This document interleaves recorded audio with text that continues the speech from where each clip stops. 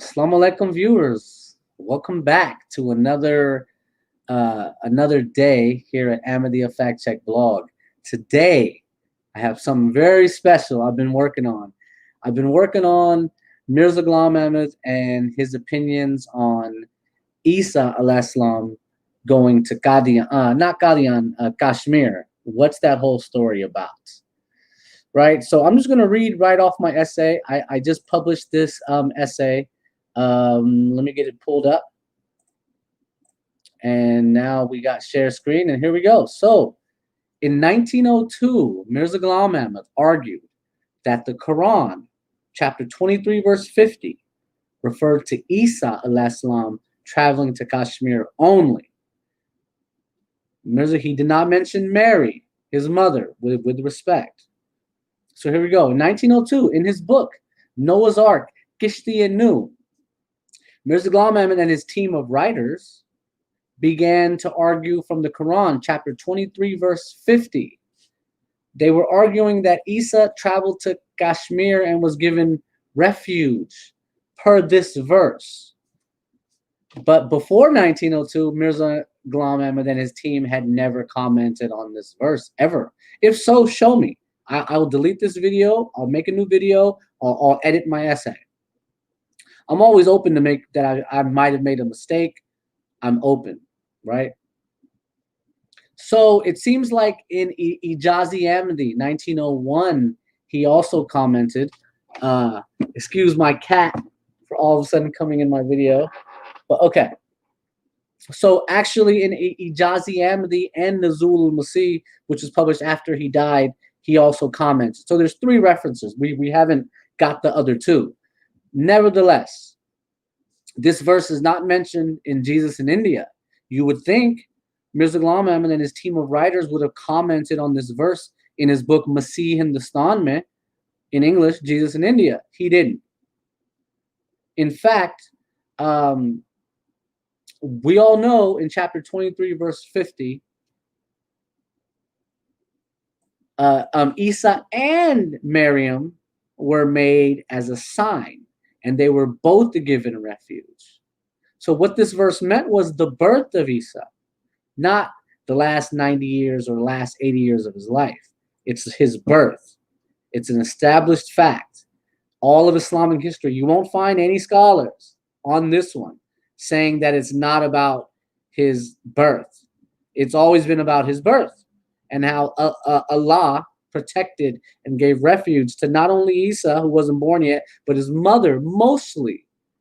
And then for some time, they were on this elevated plane. And we'll get to that in a sec.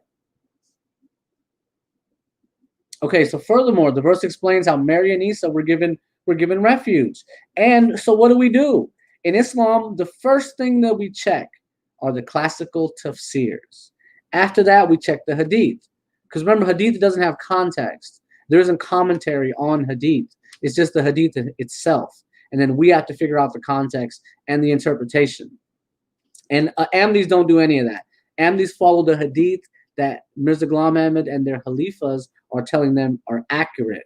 They don't do any type of system. For example, they reject all hadith on the Mahdi except two. The one on the eclipses, which is wrong in itself, and the one where it says no Mahdi except Isa. Anyhow, okay, back to 2350. Also, the word Rabwa is used here in 2350. And this is what they used to name the city that they were given in 1948, which was eventually, by 1997, it was officially changed to Janab Nagar. And then, interestingly, both Qadiani Ahmadis and Lahori Ahmadis both reject the miraculous birth of Isa al-Islam. Now remember, Allah created a woman from a man. See the case of Adam al-Islam and Eve. Allah created Adam from dust. Allah can create. He doesn't need all parts. He has all the ingredients. Right? Okay. So the Lahori Ahmadis took it a step further. And they said that Isa had a biological father, which is totally against the Quran. Much respect to them. Much love to them. The Qadiani side of the house, they went to another extreme. And Mirza Tahir Ahmad said that the mother of Isa alayhi salam was a hermaphrodite or something like that. Nauzubillah. Oh my God. Like that is weird, right? Nevertheless, also see chapter 19, verses 16 to 34. They're connected to 2350 because they talk about the birth of Isa. And finally, what is this town? This town Murray in Pakistan. When did the Ahmadis connect it to this verse? I'm going to cover that also. So here we go. Chapter 23, verse 50 in Tafsir al-Jalain. I'm pronouncing it wrong, but that's the one by Sayuti. He was a mujaddid. Everyone knows him. It's online. You can get to it easy. And we made the son of Mary and Jesus a sign. He did not say two signs because the same sign is in both of them.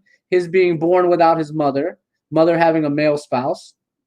And we gave them a refuge on a height, on a rabwa, a highland. In this case, either the holy house of Jerusalem, Damascus, or Palestine. So a famous mujaddid says, where he's answering the question, where did this happen? He says somewhere Damascus, Jerusalem, or Palestine, right? And that should mean something, but to Ahmadis it doesn't. What about Ibn Abbas? Ahmadis quote Ibn Abbas from Mumituka, which I refuted in an earlier video. What does the tafsir of Ibn Abbas say? It says, and we made the son of Mary, Jesus, and his mother a sign and an admonition, a son without a father and a pregnancy without physical contact. And we gave them refuge on a height of an elevated location, a place of flocks and water springs. The reference here is to Damascus. So now here's another source saying it's Damascus. And then Ibn Kathir, feel free to click on that. He says sort of the same thing. So okay, so now I posted the tafsir from Ibn Kathir in terms of 2350, and he quotes a report by Ibn Abbas, and he asserts that this is in the Middle East. It's not in India. There's no way this is in India. It just wouldn't make any sense for this to be in India. And then he says, based on some hadith, it could be a Ramla in Palestine. And he agrees with it. He's like, it's got to be a place called Ramla in Palestine. All right. Now, when and where did Mirza Ghulam Ahmad say that the town Murray, which I've been to, spent a day there, was named after Mary? Mirza Ghulam Ahmad never said it. So I remember going there, and there was a tomb that we never saw, that no one could go to. What was that from? Well, historically, the British built this city. It was named by a Major Abbott. They had all their soldiers there who would go there for the summer months. They built churches. Some of the churches are still there. Okay.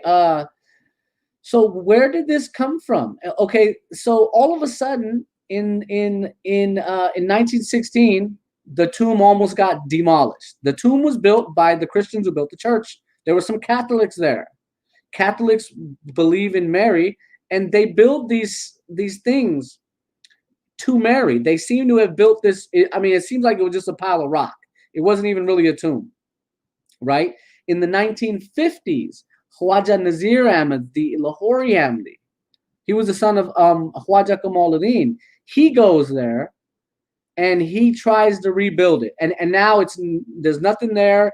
It's a transmitter station for Pakistan Television Corporation. All right, but this shows what they're willing to do.